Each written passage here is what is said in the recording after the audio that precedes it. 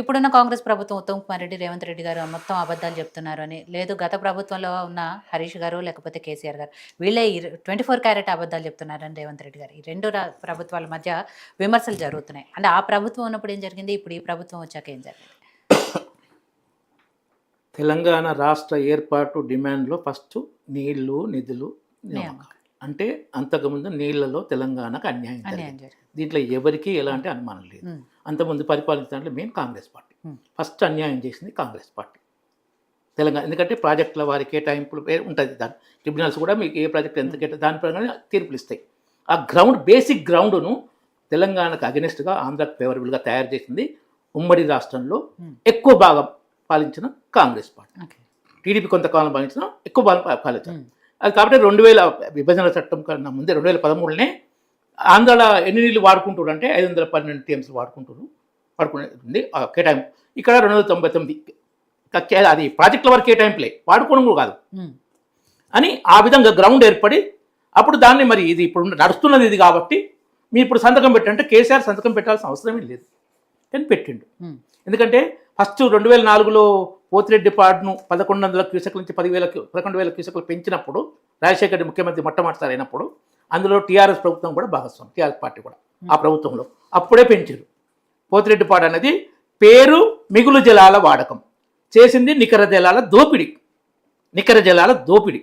దాంట్లో రాజశేఖర రెడ్డి తీసుకున్న ఇంకో నిర్ణయం ఏంటంటే శ్రీశైలం ప్రాజెక్ట్ కట్టింది జల విద్యుత్పత్తి చేయాలి ఒకటి, నాగార్జున సాగర్ ఆయకట్టుకు స్థిరీకరణ కోసం అడిషనల్ రెండో పంటకు కూడా నీళ్ళు ఇవ్వడానికి పైన స్టోరేజ్ ఉండి జల విద్యుత్పత్తి ద్వారా నాగార్జున సాగర్కు నీళ్ళు సప్లై చేస్తూ నాగార్జున సాగర్ ఆయకట్టుకు స్థిరీకరణ దానికోసం కడితే దాన్ని మద్రాసుకు తాగునీటి పేరు మీద తెలుగు గంగా అని స్టార్ట్ చేసి 1100 క్యూసెక్కులు అని చెప్పి దాన్ని రాజశేఖర్ 11,000 తర్వాత 40,000 క్యూసెక్కులు చేసిండ్రు.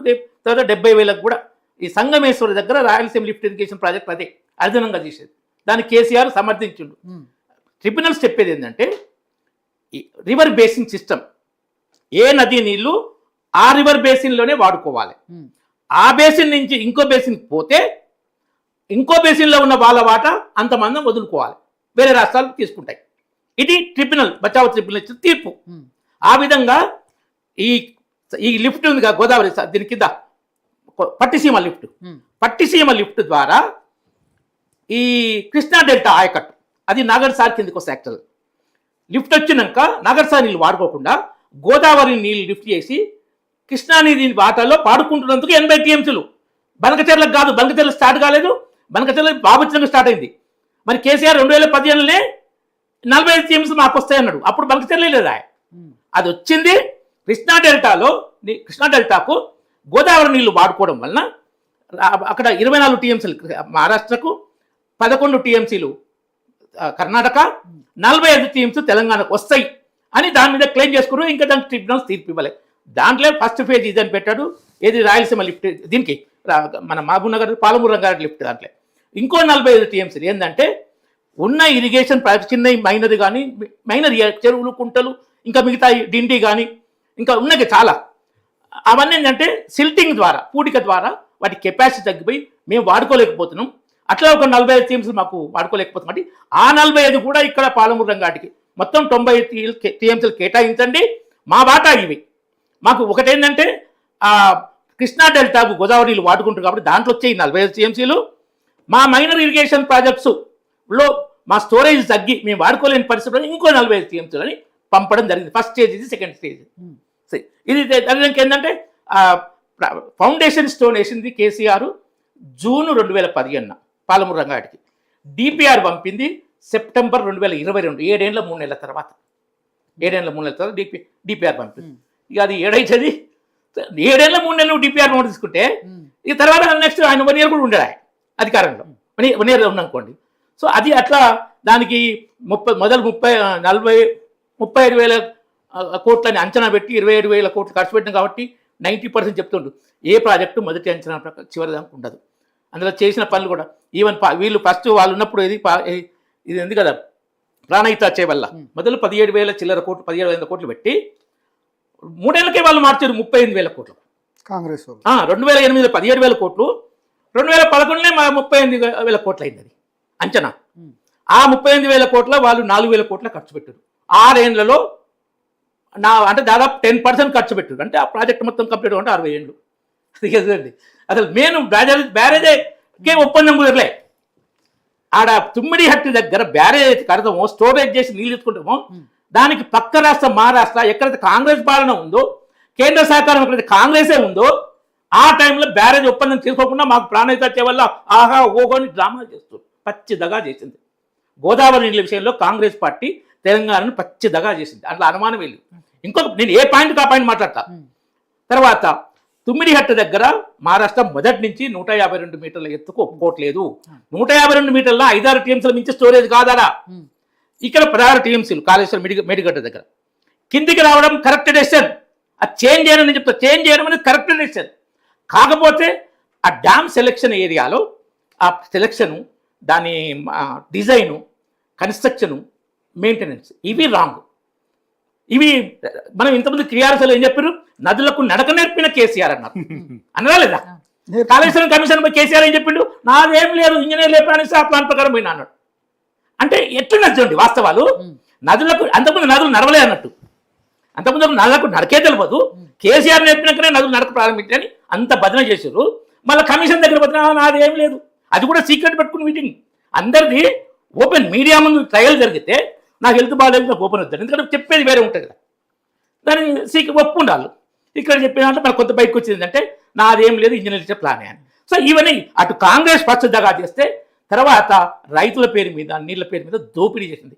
ఒకటి ఉంది కాగ్ రిపోర్ట్, ఎగ్జిక్యూటివ్ సమ్మరీ ఉంది. అంటే క్లియర్గా నీకు ఎవరు కొట్టం వస్తే కాగ్ ఎగ్జిక్యూటివ్ సమ్మరీ 2022 మార్చిలో 80,000 కోట్లు ఖర్చు పెట్టిన, 86,000 కోట్లు ఖర్చు పెట్టిన తర్వాత మీరు ఇచ్చిన ఇరిగేషన్ 40,000 ఎకరాలు కానీ కాగ్ రిపోర్ట్ ఇచ్చింది. 40,000 ఎకరాలకు 2022 మార్చి అంటే 21-22 40,000 ఎకరా కాగ్ రిపోర్ట్. అది కామని చెప్పినాం. వరుణదేవుని కృప వలన పంటలు పండితే కేసీఆర్ఏ పండించిండు, నీళ్ళు ఇచ్చిండు, ఆయన ఫామ్ హౌస్కి వెళ్ళి కింద కలిసి ఇట్లా భజన చేసుకుంటూ ఏంటంటే గోబెల్స్ ప్రచారంలో ఏంటంటే రాలేదు. ఎప్పుడు చెప్తాను చెప్పండి, 2000 ఇంకా ఉన్నాయి, చాలా చెప్పండి, ముఖ్యమైన ఉన్నాయి. అయితే మరి ఇప్పుడు రేవంత్ రెడ్డి వచ్చినాక కాళేశ్వరం నుంచి నీళ్ళు లిఫ్ట్ చేయకుండానే కేసీఆర్ కన్నా ఎక్కువ పంట వచ్చింది. ఇప్పుడు అంటే కాళేశ్వరం ప్రాజెక్ట్ లోన్ కదా, కాళేశ్వరం ప్రాజెక్ట్ లేకుండా పంట తగ్గింది ఏమన్నా? వరుణదేవుని గొప్పతనం పండుతుంది అప్పుడు కానీ ఇప్పుడు కానీ. అది కేసీఆర్ గొప్పతనం కాదు, ఇది రేవంత్ రెడ్డి గొప్పతనం కాదు. 7 సంవత్సరాల నుంచి మీరు తెలంగాణ రెయిన్ఫాల్ ఇంటిగ్రేషన్ ఉంటుంది సైట్, అందులో చూసేయాల్సింది మోర్ దాన్ 30% ఎవ్రీ ఇయర్ తెలంగాణకు. దేశవ్యాప్తంగా మోర్ దాన్ 10% యావరేజ్గా. మనకు 40% పట్టే సంవత్సరం చాలా ఉన్నాయి.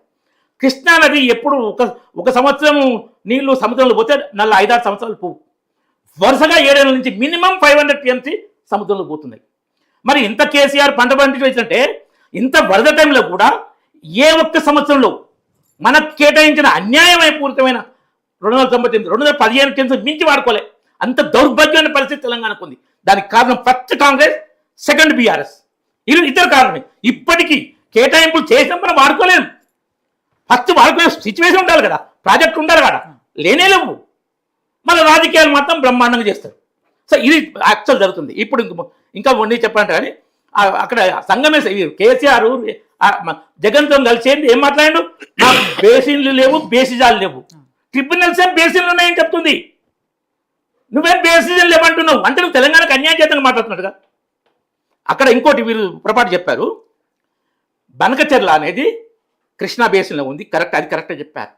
నల్లమల సాగర్ గోదావరి, ఇటు గోదావరి అటు గోదావరి ఉండదు, పెన్నా బేసిన్లో ఉంది. అది ఇది గోదావరి బేసిన్, ఇది కృష్ణా బేసిన్, అది పెన్నా బేసిన్.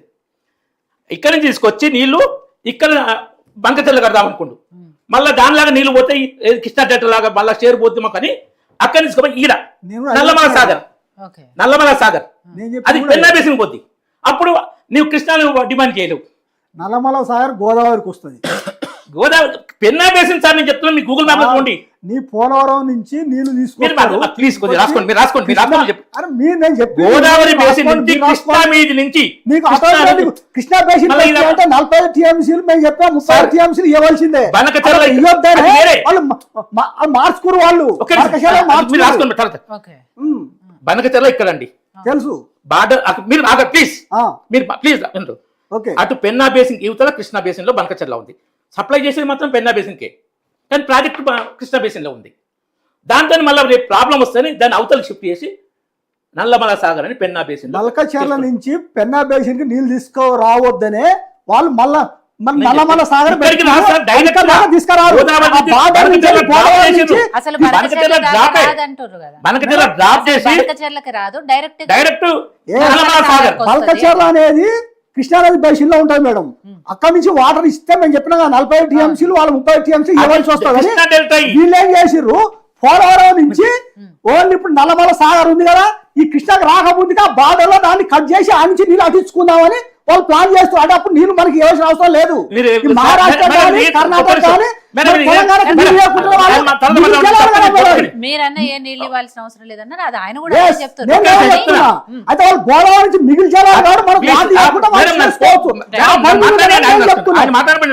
ఒక్క నిమిషం. గోదావరి నీళ్లను, గోదావరిలో ఎక్కువ ఉన్నాయి, పెన్నాలు చాలా తక్కువ ఉన్నాయి, కృష్ణాలు కూడా తక్కువ ఉన్నాయి.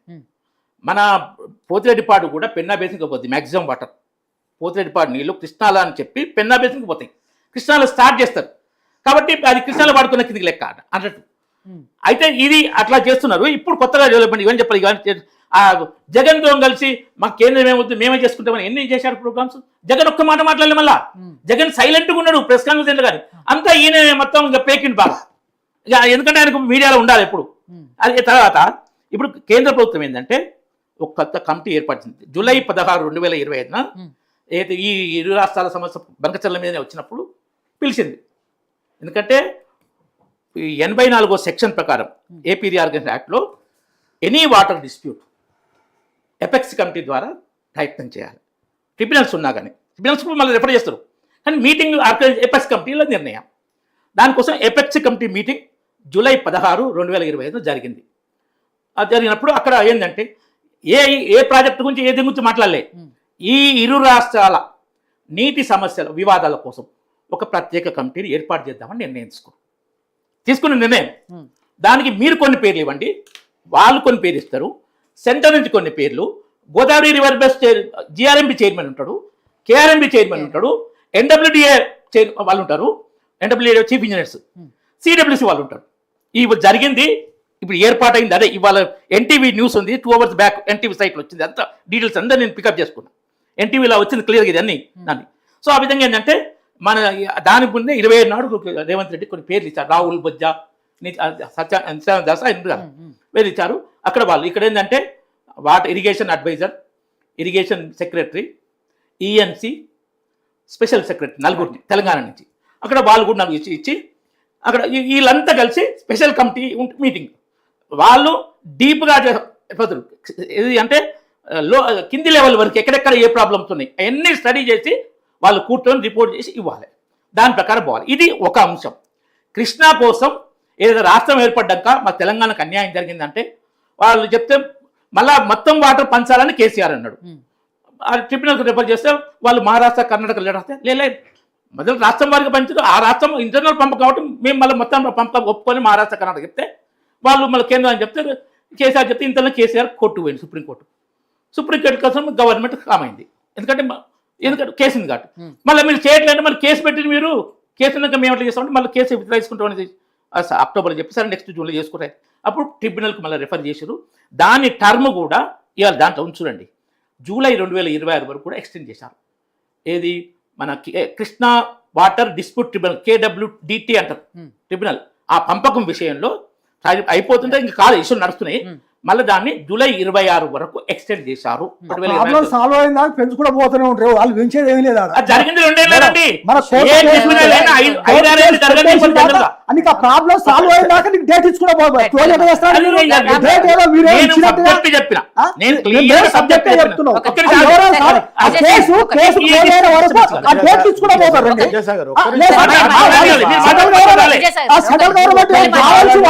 పెంచినట్టు చెప్తే కరెక్ట్ కాదు కదా,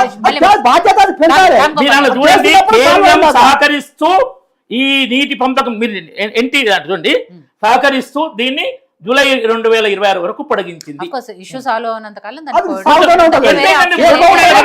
వేరే ఆప్షన్ లేదు. నాకు మీరు చేసినట్టుగా ఎవరేం చేయాలి? కేసీఆర్ 7 ఏళ్ల తర్వాత డిపిఆర్ సబ్మిట్ చేస్తున్నాం తప్పు కాదు, 2 ఏళ్ళు ట్రిబ్యునల్ నడిస్తే పెద్ద తప్ప. కేసీఆర్ చేసిన తెలంగాణ కొరకు మీ లెక్క వేరే ఆయన తెలియజేసారు. ప్రాజెక్టు కట్టినాక నీకు పర్మిషన్ వస్తుంది. ముందే పర్మిషన్ ఎవరు ధవళేశ్వరం ప్రాజెక్టు కట్టి 140 ఏళ్ళు ఇప్పటివరకు గుళ్ళే. నీ ప్రాజెక్ట్ కుంగిపోయింది.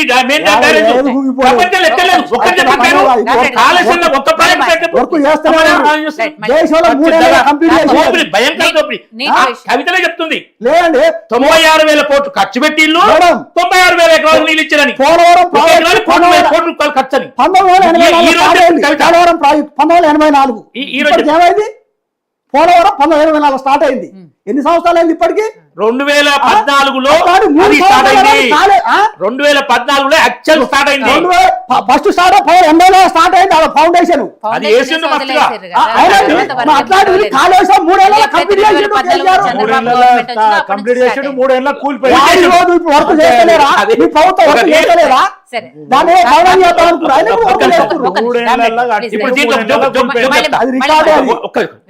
ఒక హోటల్లో ఏంటంటే మాది స్పీడ్ సర్వింగ్ అని అంటారు. అది టిఫిన్ చెప్పగానే వచ్చిందట, తిందామని చేయలేప్పుడు తీసేసింది. Speed cleaning, speed serving, speed cleaning. ఇది స్పీడ్ కన్స్ట్రక్షన్, స్పీడ్ కొలాప్స్. ఇప్పుడు సరి చేసుకోవాలి. వాటాల విషయంలో ఎవరి వాదనలు వాళ్ళు వినిపిస్తారు. మీరు తప్పంటే మీరు తప్పని ఎవరిది వాళ్ళు చెప్తున్నారు. కాబట్టి యాక్చువల్గా ఏం జరిగింది, ఎవరు ఇప్పుడు ఏదో అసెంబ్లీలో కూడా చర్చిస్తున్నారో లేకపోతే బయట ప్రెస్ మీట్లలో మాట్లాడుతున్నారో, వీళ్ళు చెప్పే దాంట్లో ఎవరి వాదన కరెక్ట్, ఎవరి వాదన తప్పు, ఎంతవరకు రాష్ట్రాలకు సంబంధించి మాట్లాడుతున్నారు?